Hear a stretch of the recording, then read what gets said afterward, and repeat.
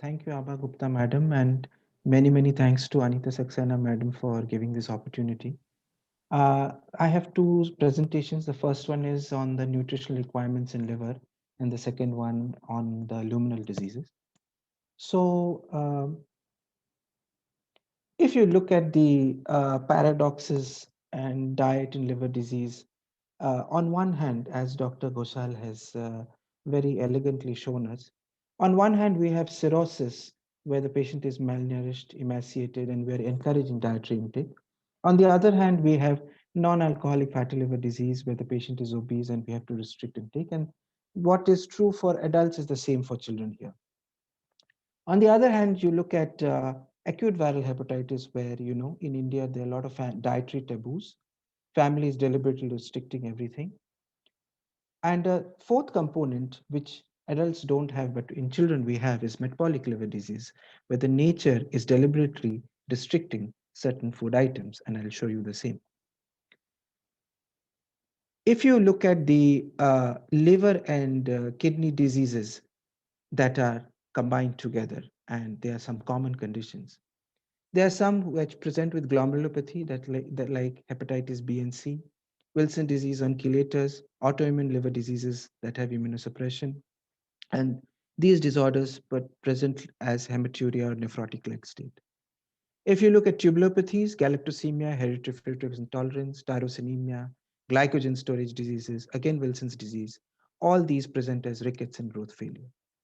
Then you have other conditions such as cirrhosis with hepatorenal syndrome, Wilson's disease with pigment nephropathy, primary hyperoxaluria, where the problem is in the liver, but the kidney is compromised with stones. You have rare syndromes like Allergy syndromes with renal dysplasias and Caroli syndrome with congenital hepatic fibrosis, and they also have polycystic or medullary nephrocalcinosis. The nutritional requirements in cirrhosis, first problem is hypoalbuminemia, that is a part of your sarcopenia, poor muscle mass, there is edema, ascites, bone loss, and you can achieve that by giving a high protein diet, albumin, calcium. The second problem we have in children is a bile salt and fat deficiency, where children have weight loss, skin issues, night blindness, oral ulcers, all multivitamin deficiencies, and you can supplement them with medium chain triglycerides, fat soluble and water soluble vitamins. The third issue we have is high energy consumption that leads to fatigue and poor growth, and you have to give them a carbohydrate rich diet. There are some additional problems in cirrhotics. Patients have portal hypertension, they have blood loss, which is of overt or occult. You have to give them iron and folic acid. Renal insufficiency, which is a very important component. Patients present with oliguria, ascites reaccumulation. There, fluid restriction, sodium restriction becomes the mainstay. Hepatic encephalopathy, where patients present with altered sensorium, and where you have to do protein modifications and branch in amino acids. The assessment parameters are many. You have clinical examinations, weight, height, Z-scores, body mass indices, mid-arm circumferences, triceps skin fold thickness, biochemical parameters, bone density, and CT to look at the psoas muscle thickness, and so many other parameters. And I will not go into all those because it's a topic on its own. These are some examples I wanted to show you. Look at these Bitot spots. We detected Bitot spots on day 1, and after 7 days, it cleared from the eye. These are very severe corneal ulcers due to vitamin A deficiency. Here is a child with hypoalbuminemia. You can see the leukonychia, half and half nail, where the tip of it is pink, but the bottom part is white. There is dry skin and essential fatty acid deficiency. This is rickets. If you can see, the bones are bent and the X-rays showing ricketic features. This is fatty liver disease, where you can see acanthosis nigricans and xanthoma. So these are the clues that we get. I'm sorry, my slides are not moving for some. So in acute viral hepatitis, like Dr. Ghoshal has said, the family restricts everything, and it's not right to restrict. We should give lavishly. And the nutrition advice that is given to the child ultimately leads to punishment for the child itself. Regarding neonatal cholestasis, we have to understand that 90% of what we eat are long chain triglycerides. Now, medium chain triglycerides are one such type of triglycerides which do not require any role of the bile salts and are directly absorbed into the system. These are C10 to C6 and they are directly absorbed into the portal circulation, and they give about 8.3 calories, and they are very good for weight gain. There are some commercial preparations that are available in India in the form of oil and powder and infant formulae, and I won't go into the details of the same. But natural dietary items contain a lot of MCT, such as coconut oil, which is 65%, and palm oil, which is about 54%. When you have to supplement neonatal cholestasis patients, you have to supplement with higher doses of fat soluble vitamins A, D, E, and K than normal, and these values are all available over the internet. Water soluble vitamins, the dictum is that you should double the dose and give it in cholestasis than what you give normally to children. Protein restriction in encephalopathy, on one hand, you need muscle mass. On the other hand, you'll end up with hepatic encephalopathy. So what is best is needs to be seen. If you look at the American Society of Liver Diseases recommendation, they are saying during an episode of overt encephalopathy, transient reduction of the protein is acceptable. But thereafterwards, once the encephalopathy has gone, then you should give about 1 to 1.5 grams per kg of protein. And you should not restrict because it will lead to sarcopenia in the patients. What is the choice of protein? So in the International Society of Hepatic Encephalopathy has said vegetable or dairy-based protein is a lot better than animal meat because animal meat contains a lot of sulfated amino acids that leads to mercaptans and indoles that precipitate encephalopathy. Plus, on the other hand, vegetable-based contains a lot of fiber and a rich source of fatty acid short chains, which are very good for energy. If you look at branch chain amino acids, then branch chain amino acids are leucine, isoleucine, and valine. And there is an imbalance with the aromatic amino acids in chronic liver disease. What happens is the aromatic amino acids are the ones that cause the false neurotransmitters which cross the blood-brain barrier and potentiate the hepatic encephalopathy. Hence, the trend is to give branch chain amino acids more than the aromatic acids. If you look at what the ASLD guidelines have said on branch chain amino acids, then they say that the branch chain amino acids is actually the second or the third line of therapy after pharmacotherapy. That means those patients who are refractory to pharmacotherapy are best managed by branch chain amino acid addition. And the dose of that is about 0.25 to 0.5 grams per kg in children. In cirrhosis and ascites, the problem is there is going to be salt intake. And salt intake, as you know, will give rise to ascites. If you restrict salt, the food is not palatable. If you stringently give salt, then you might lead to a lot of complications. So what is best? So again, the American Society recommends that during the time you have ascites, you must restrict the sodium at that point of time to approximately 88 millimoles per day. 1 gram of table salt contains 17 milliequivalents of sodium, and restriction of the sodium is about 1 to 2 milliequivalents per day in an infant and 1 to 2 grams per day in an adult. When you look at the sodium in dietary items, then as you see, the table salts, all your packaged and shelved products, bread, and all the other products contain a lot of sodium. Vegetables contain very little sodium, so that is well accepted. Now coming to the second part of my talk, the first part was on cirrhosis, and the second part, which is unique to children, is metabolic conditions. So the nutritional intervention in metabolic condition are of three nature. One is you target the ingestion, like in galactosemia, you want to give a lactose-free diet. In fructose intolerance, you want to give a fructose-free diet. Or you target an end product. For example, in glycogen storage disease, you can't make glucose, so you give cornstarch to make glucose. The third is to target a toxic product. Like in tyrosinemia, you want to restrict tyrosine and phenylalanine restrictions. Then you have a fourth and ancillary role that is supportive in addition to the pharmacotherapy, such as cholestasis as a medium chain triglycerides, Wilson's disease where you restrict the copper, ascites, you restrict the salt, and hepatic encephalopathy, you can supplement the branch chain amino acids. If you look at specific liver disorders and interventions in India, you have to see that age-wise, if you look, galactosemia and fatty acid oxidation defects are predominant in the first few years of life. In the later years, you will have Wilson's disease, glycogen storage disease, hereditary fructose intolerance, and citrin deficiency and urea cycle defects can actually present from any time in the childhood.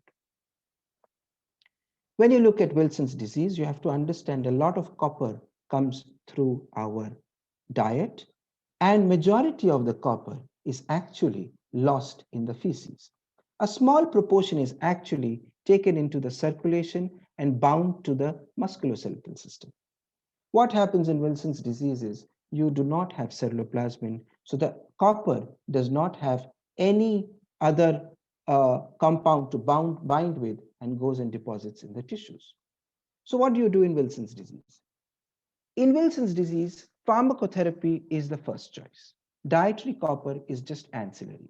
But nevertheless, dietary copper is important. These are some of the dietary items that contain a lot of copper, and ASLD says that you should avoid them in the first year of therapy till the time you're giving proper chelation. Then afterwards, there is no stringent restriction of a copper restricted diet. And in the drinking water, the supply needs to be a little less with copper. We concur with the same, and I would suggest you can read this Wilson's disease guidelines that we have published in the Journal of Clinical and Experimental Hepatology in 2019. And in that, we concur with what they have said, except for the fact that in India, the dietary copper content as per the National Institute of Nutrition is a little different than what we have in the West, in America and other places. In our country, the red gram and the soybean are the ones that contain a lot of copper. The rest of the lentils actually do not contain so much of copper. And all the other items that you see here are taken in such small quantities that actually speaking, they are not containing high copper content. So the rest of all the items in India, as per the National Institute of Nutrition guidelines, they say that the copper content is not too much in our food items. Now, the next condition we look at is galactosemia. Galactosemia is a condition where the patient does not have the galactose 1 phosphatidylinositol transferase enzyme. So he cannot metabolize the galactose, and the galactose becomes toxic and gets deposited in various parts of the body. So what you need to do is give a lactose-free or a galactose-free formulation. Now, in children, that becomes a major issue because you are stopping milk from the diet.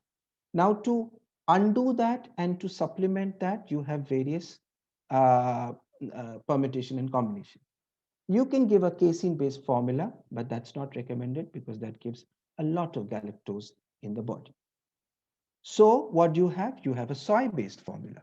Soy-based formula contains very little galactose, but the problem is soy, as I will show you in the next set of slides, soy is not recommended less than 6 months of age, and galactosemia is one such condition which presents from the neonate up to 6 months of age.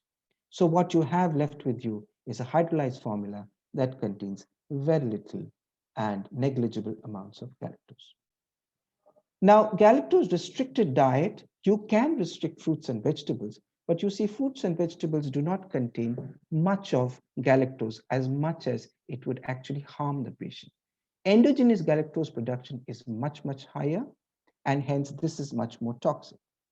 So people question how much vegetables and fruits should we restrict? You see, for you to have a very severe disease, you must eat 600 mg of galactose per day to get a very severe disease. 600 mg of galactose is equal to 7 apples, 2.5 kilos of tomatoes, and 12 grams of peas. Now, in a normal diet, we don't eat that. Hence, in galactosemia, it is not useful to restrict fruits and vegetables. I would also again suggest that there is a paper we've published on galactosemia, and we've looked at the long-term outcome of the same. And in that, we have seen that those patients who have been compliant on a lactose-free diet have actually done very well in follow-up. A very small proportion have some significant developmental delay, but the liver becomes totally normalized. This is a galactosemia family who's been following up with us for years together. And the family wants to actually, they are with us wherever we promote galactosemia. This is the index boy. The first 3 children died. This is the index boy who is now grown up, and now he's actually 10 years of age. And you see how well he has become on lactose-free diet. And this is the asymptomatic sibling. The father always pleads to us that please spread the message of galactosemia in the almost in all across India. Glycogen storage diseases, the major types in children are type 3, type 1, and type 4. Here, not a lot of glucose is produced and everything gets stored. The mainstay of therapy is cornstarch, and cornstarch is containing alpha 1 and alpha 1,4 and 1,6 bonds in the ratio of 1 is to 20 is to 1. And what happens is when you give this cornstarch, the salivary and pancreatic amylases break down the alpha 1 and 4 linkages, and the brush border enzymes slowly, one by one, like chopping in a factory, it breaks the alpha 1,6 linkages. The cornstarch therapy is a complex starch with low glycemic index. It has slow digestion with sustained glucose release. You can give it as a nasogastric drip or infusion pumps if the patient has severe hypoglycemia, or you can give it intermittently, which we do in our setup, 4 to 6 hourly, and this is recommended in children. The dose is 1.75 to 2.5 grams per kg per dose, and this should be indigenously brought, not the packeted cornstarch, uncooked and dissolved in cold water. The other dietary modifications that we do for glycogen storage disease is in DSD1, we restrict the sucrose, that means you don't give the table sugar, and the lactose, that means you don't give milk. And we give, in GSD3, we do not have this restriction, but we give a lot of protein, 3 grams per kg, because this is a disease that has inherent muscle breakdown also. Hereditary fructose intolerance, this is where the fructose does not get metabolized, and hence it causes hypoglycemia. And there, the patient, because of the fructose load, has GI symptoms such as vomiting and diarrhea, and may also have liver symptoms. It can be anywhere from deranged LFT to acute liver failure. Patients have seizures and hypoglycemia. The dietary therapy in that is, other than the fruits and fruit juices and table sugar that we restrict, we also restrict a certain degree, a certain amount of vegetables. But what is allowed is glucose powder, lactose, and all the meat and fish and eggs. Tyrosinemia is again a very complex condition where after a certain point of time, there is a enzymatic problem, and that leads to hepatotoxicity and neurological crisis. And in that, again, there's a dilemma. On one hand, we need phenylalanine and tyrosine for body growth, and at the same time, this phenylalanine and tyrosine gives hepatotoxicity. So what we do is we block it with a pharmacological agent known as nitisinone, and then we do a dietary restriction. So the dietary therapy is in an acute crisis, you're giving a tyrosine-free, phenylalanine-free diet. And then once the levels are falling, you introduce the breast milk and the infant formula. And you titrate in such a way that the plasma tyrosine and phenylalanine levels come to a normal level, and then you give a tyrosine and a phenylalanine restricted diet. And it has shown that this sort of a dietary therapy will also improve the renal tubular function in these children, but it may still continue to give hepatocellular carcinoma in the long run. So in conclusion, diet and liver disease, if you look at, on one hand, we have science, we have therapy, we have diets, which reduce the morbidity and mortality. But comes with a very high price. There is cost. It is a problem of palatability, comfort, compromise, and quality of life. Thank you. Thank you, Dr. Moinak, for the excellent presentation. You touched every aspect of the topic very nicely and gave the take-home messages very Mhm. clearly. Thank you. Uh, I'll go on to the next one, ma'am. yes, Can I go on to the next slides? yes. Please proceed. Okay.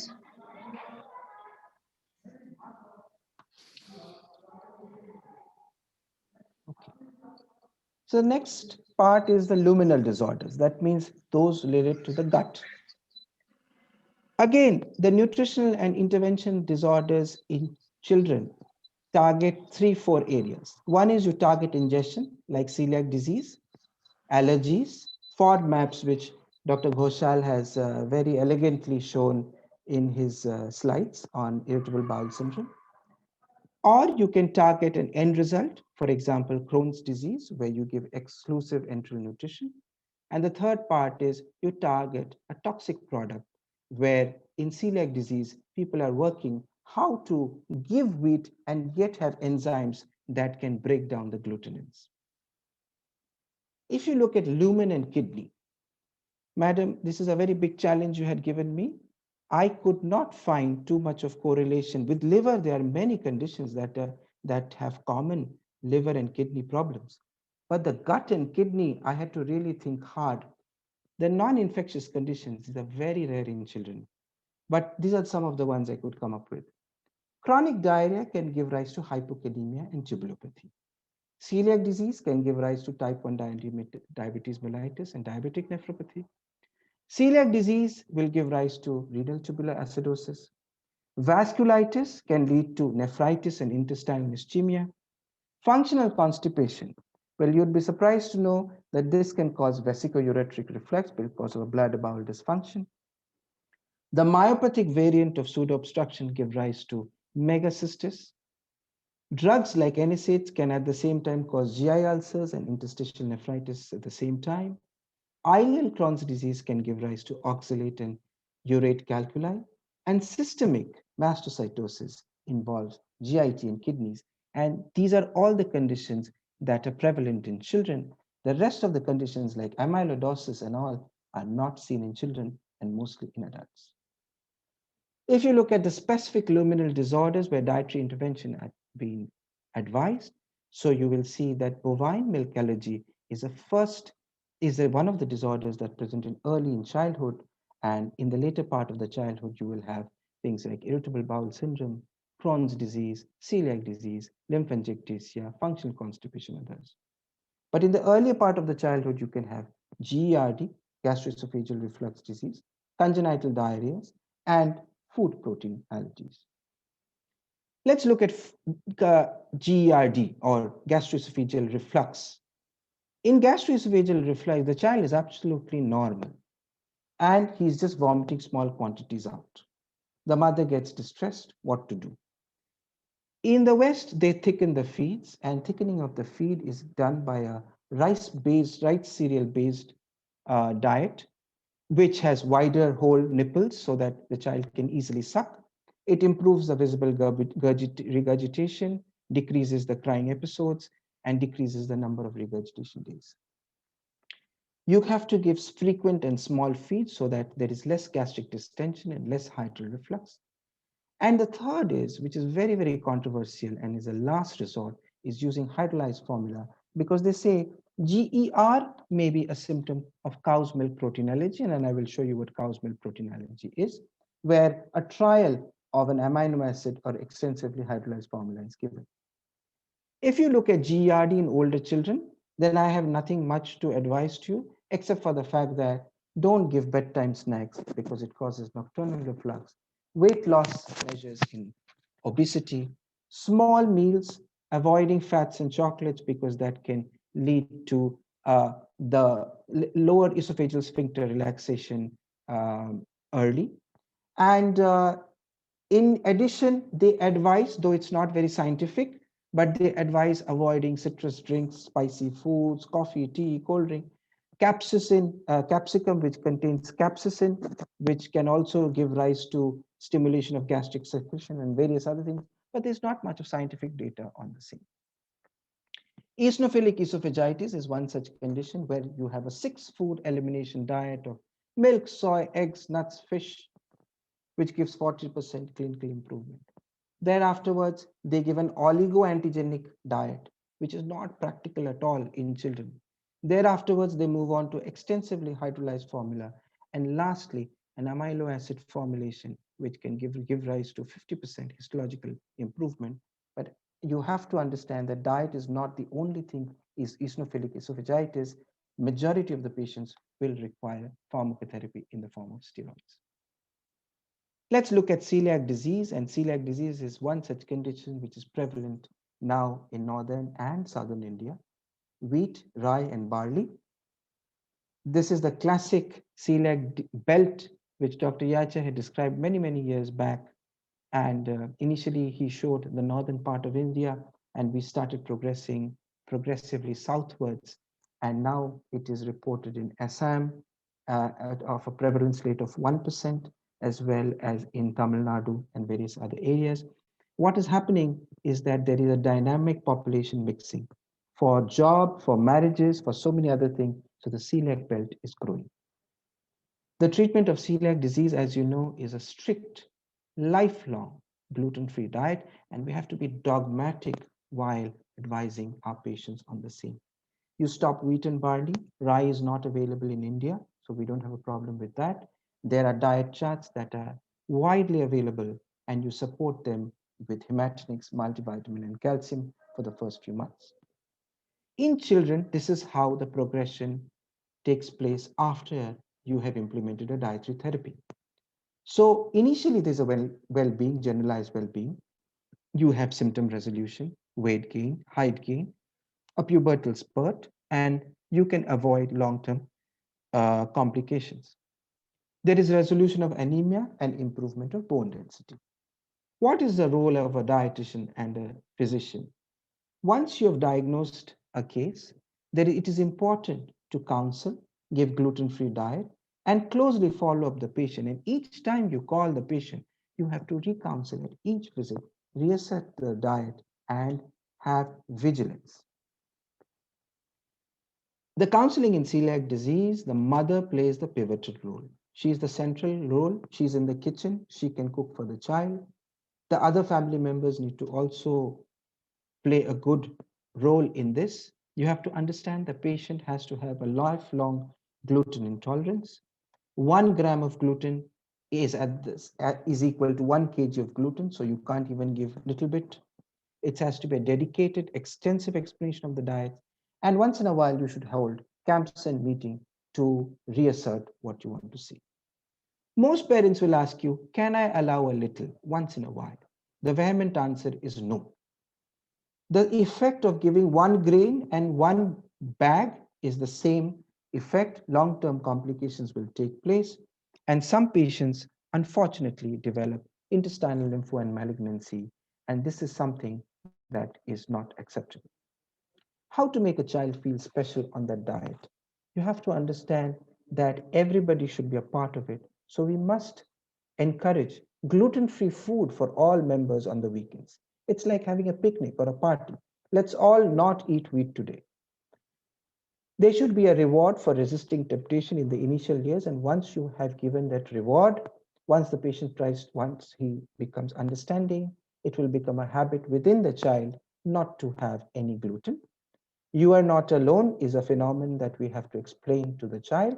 We have to organize camps and meeting, and celiac disease societies in various parts of the world have give a lot of morale and confidence on the same.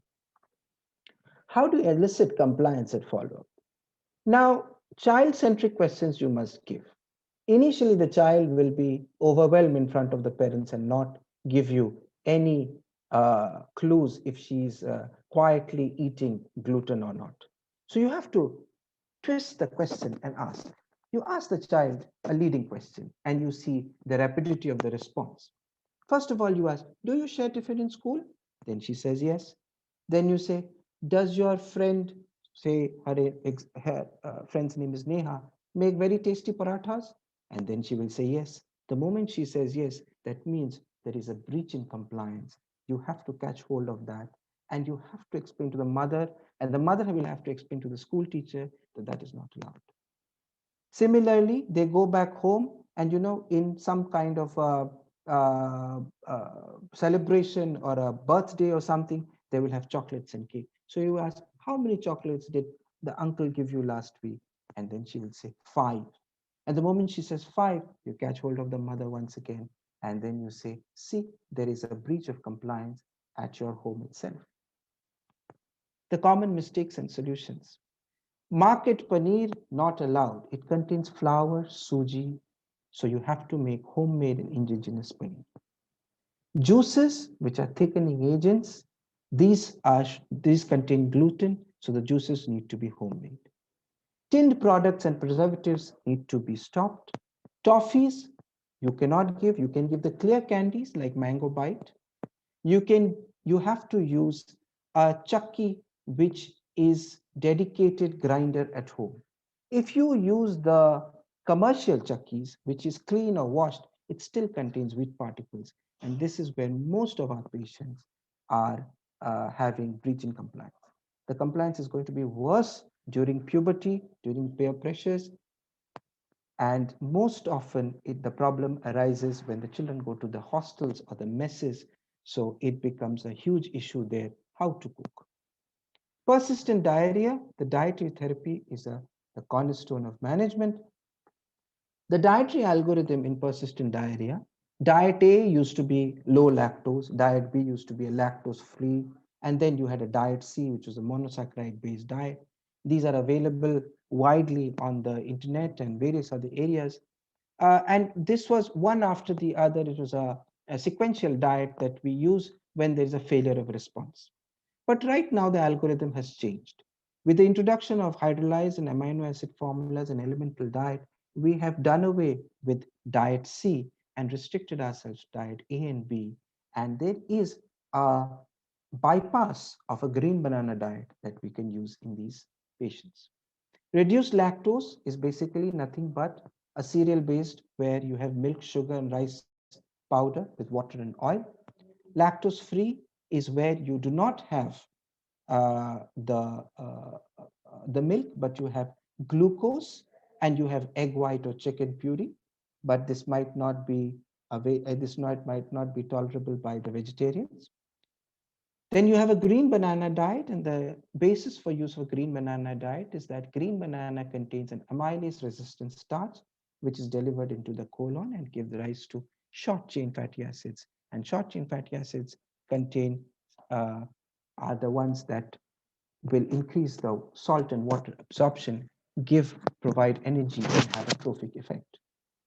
So what you do basically is you take raw green bananas, maybe two bananas, and instead of going through this big slide, what I'll say is take two bananas, put it into the pressure cooker, two whistles, remove the pulp, homogenize the blend, add some rice powder, some oil, and your job is done. And green banana diet has been shown to work very, very well, especially in the persistent diarrhea patients and most of the studies are carried out in Bangladesh. Monosaccharide diet, I don't believe much in it, but so I'll skip the same. The other condition that you have in children is lactose intolerance, where lactose load is in the diet, in the gut, and lactase enzyme is not available in the tips of the villi. because of a recent diarrhea or something like that. And the diet and the lactose is unabsorbed, it goes to the colon and it gives acidic and osmotic stools. What you see in lactose intolerance is a very, very bad perineum. This is an infant with, if you can see, he has a very bad perineum where the bottom is totally red, it's excoriated, the child is in excruciating pain. These usually follow a secondary episode of an acute diarrhea or sometimes persistent and chronic diarrhea. Our advice is to give 2 to 3 weeks of lactose. The reason is because the tips of the villi are usually denuded in diarrhea. They take about 2 weeks to recover and the lactose to come back. And the lactose is usually the lactase enzyme is on the tips of the villi. It's a very fragile enzyme and that takes about another 1 week to come back. So hence 2 to 3 weeks of lactose is our advice. You can, during that time, change over to soy feeds or low lactose feeds, continue breastfeeds, and introduce complementary feeds. There are some disorders, like I have shown you in neonatal cholestasis, that require medium chain triglyceride supplementation. One of the important ones in gastrointestinal system is intestinal lymphangiectasia. What is intestinal lymphangiectasia? Basically, it's a problem, abnormal lymphatics. These are congenital dilated lacteals. And what happens is when a long chain triglyceride comes and sits into these lacteals, it enlarges and it breaks and it gives rise to chyle engorgement and ruptures, leading to protein losing enteropathy. In intestinal lymphangiectasia, what is very, very important is to give a low long chain triglyceride, high medium chain triglyceride, and a high protein diet in the child. Now, normally, if you look at a balanced diet, carbohydrates contain 50 to 60%, fats are 25 to 30%, and proteins are 15 to 20%. In this condition, what we usually do is we reduce the fats to 3 to 5% of the calories, and most of it, 85%, we try to bring it out of the medium chain triglycerides because you understand medium chain triglycerides are the ones that are directly absorbed without the help of lacteals. When we implement medium chain triglycerides in primary lymphangiectasia, what we usually see is that 60% will just recover on this. Partial recovery is there in 20%. The rest, they might not improve and you might need pharmacotherapy in them. In IBD, you have to understand the primary problem of IBD is there is a protein energy malnutrition that is taking place in the baseline because of nausea, anorexia, cytokines, uh, malabsorption, gastrocolic reflex. Patient doesn't want to eat because he's in pain. And ultimately, if you see, most of the children eat only 50 to 60% of the expected calories. The mean height is more than 8 centimeters below the target height. So that is a very, very bad sign. So one of the ways of controlling Crohn's disease is using exclusive enteral nutrition. This is the first line therapy in pediatric guidelines.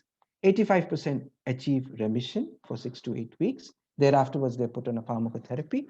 And this, what happens is, by this, there is a steroid sparing effect.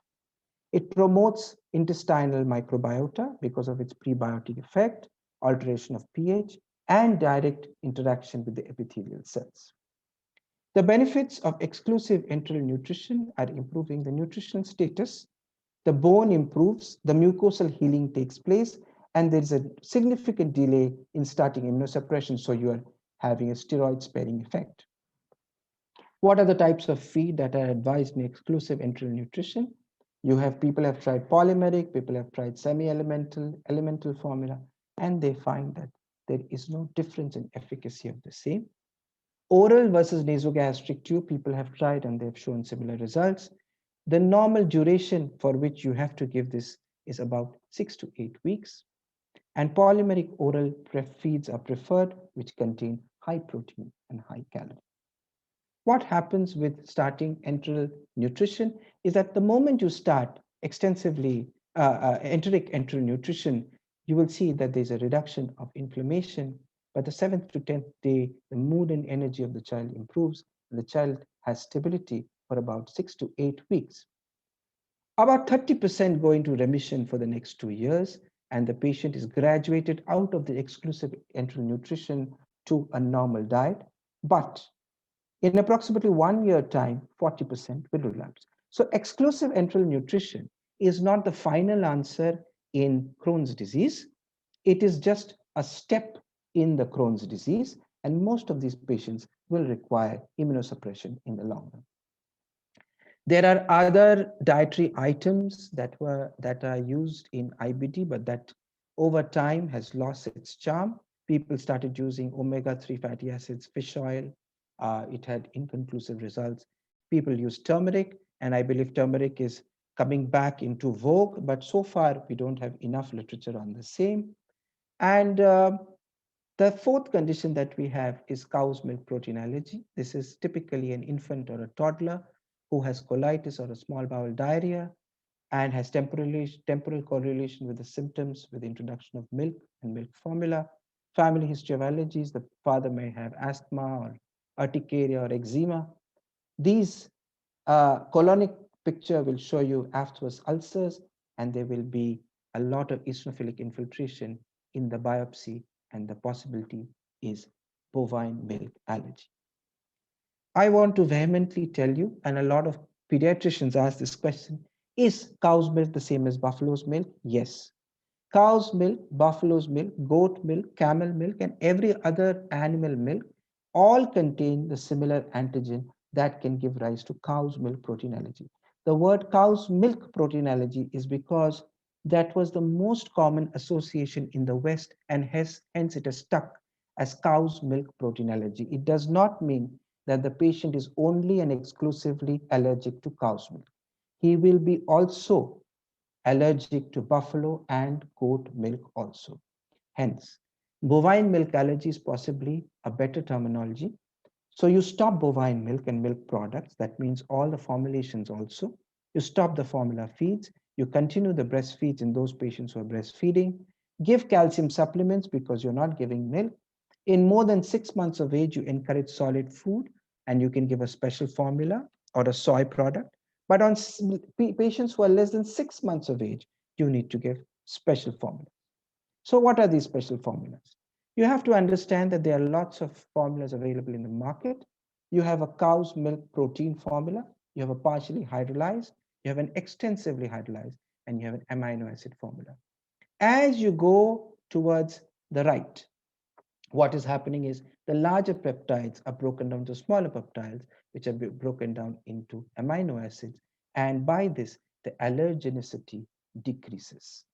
Once the allergenicity decreases, that means your potential, the potential to have an allergy will also decrease. So our choice is usually an extensively hydrolyzed formula. That's the first choice of therapy, and 90% respond to the same. But if in the 10%, this may not respond to extensively hydrolyzed, so you may need to give amino acid-based formulations if you have severe enteropathy or a failure of the extensively hydrolyzed formula.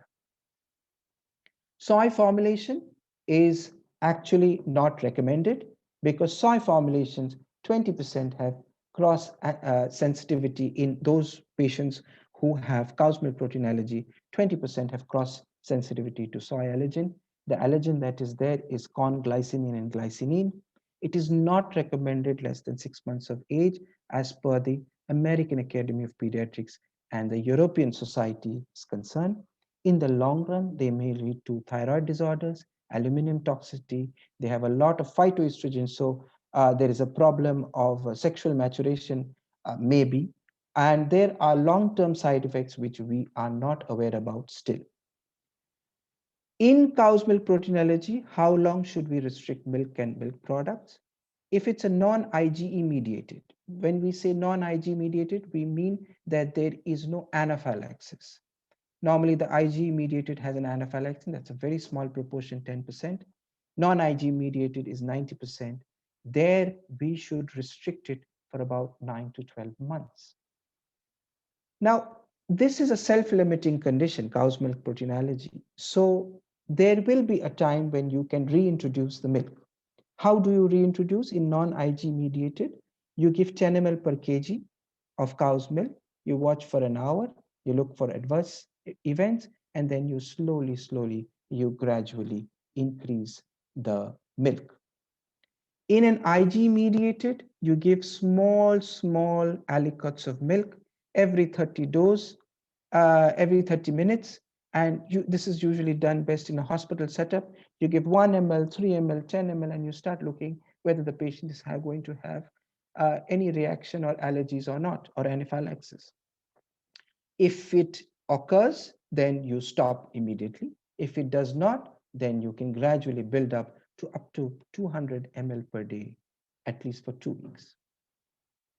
Then the last condition is functional constipation. So we have to understand the urinary bladder and the rectum, they share a common area, and that is the pelvis. The rectum and urinary bladder have a good harmony by the spinal arc reflex. If you have anal stimulation, it abolishes the detrusor contraction. And if you have a distension of the urinary bladder, it increases the tone of the internal anal sphincter. In pathological conditions, what happens is that there is a disharmony of the same. So the defecation disorders have lower urinary tract symptoms. There's a disharmony, and this is called as bladder bowel dysfunction. And what happens is a big fecaloma like this will press and cause bladder instability. At the same time, if you have a fecaloma that's at the bottom, it will cause bladder neck compression and inhibit bladder emptying.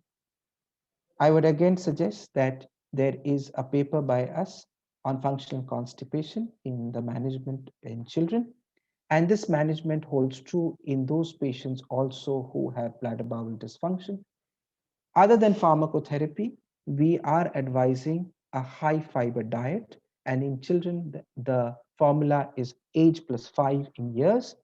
And these are some of the common items that contain a lot of fiber, and we encourage a lot of high fiber. But what is most important is to decrease the whole milk intake, because these children take a lot of milk. Normally, functional constipation, these children are drinking 2 to 3 liters of whole milk, cow's milk or buffalo milk or whatever it is, which contains very little fiber. And that is the reason why the functional constipation perpetuates. In conclusion, I would like to say that when you take a clinical history, it's very important in luminal disorders to look at the response, the aggravation, and the temporal correlation of diet, how it has changed the course of the disease. Specific disorders are treated with dietary elimination, like celiac disease, cow's milk protein allergy, or some of them, like lymphangiectasia, specific diet will change the course. Other disorders, there is a dietary modification, is an adjunctive role, like pharmacotherapy in GERD, functional constipation, where diet has an adjunctive role. And sometimes diet is a stepping stone for remission, example, enteric nutrition in Crohn's disease. I'd like to thank the Society of Renal Nutrition and Metabolism for giving me this kind of opportunity, and especially Professor Anita Saxena, who made me read quite a lot for this presentation. And it was a very nice scientific uh, uh, challenge for me as well. Thank you.